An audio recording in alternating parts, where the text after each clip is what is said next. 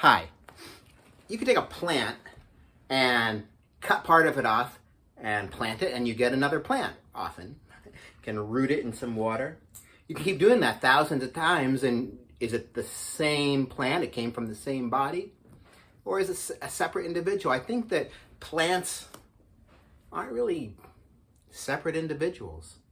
A tree, some trees feed younger trees through their root system. So from the point of view of the tree, it's all one life force. And that brings us to the human body. You know, we're not made out of the same atoms that we were made out of a year ago because we're constantly exchanging atoms.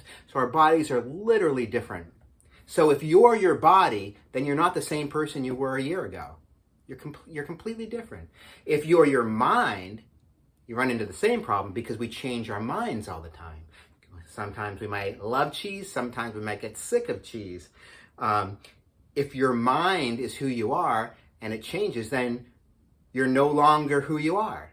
So who are you? I mean, if you're the same person you were as a child and you have the same memory, you have memories there seems to be some sort of continuity, who is that self?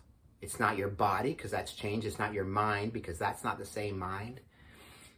And your thoughts are changing as well as your beliefs all the time. So separate from mind and body is this true observer self. Now, OCD resides in the mind and the body. You can physically feel a need to do it, and your body might carry out the rituals from OCD as well. Same thing with any kind of intrusive or unwanted thoughts. These are things of the mind, of the ego mind and the body. They're not part of who you are. You might identify them as part of who you are, but that's your mind identifying itself as made up of its thoughts.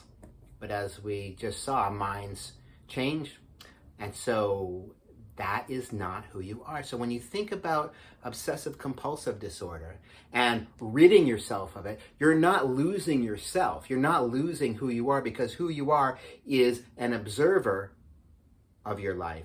You're an observer of the body and the mind.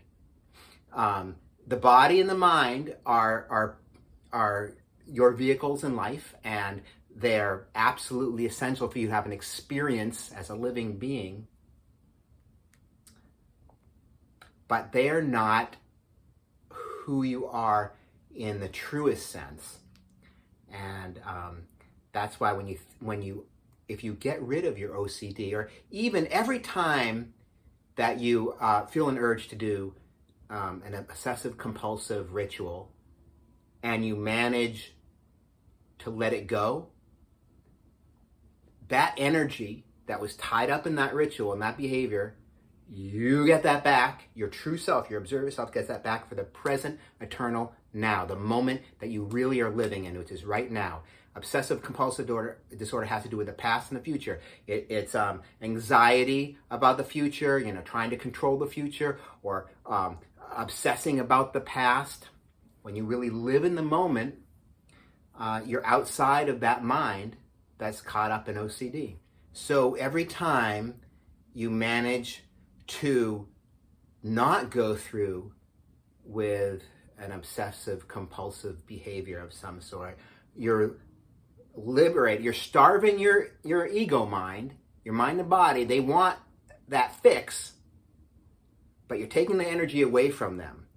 And slowly you're allowing that false self to have far less power over you, so that you can focus more on your true self and have all the energy that was all tied up in the past and the future and an obsessive compulsive disorder. You have more and more of that energy available for you to create the kind of life that you really love to live. Thanks.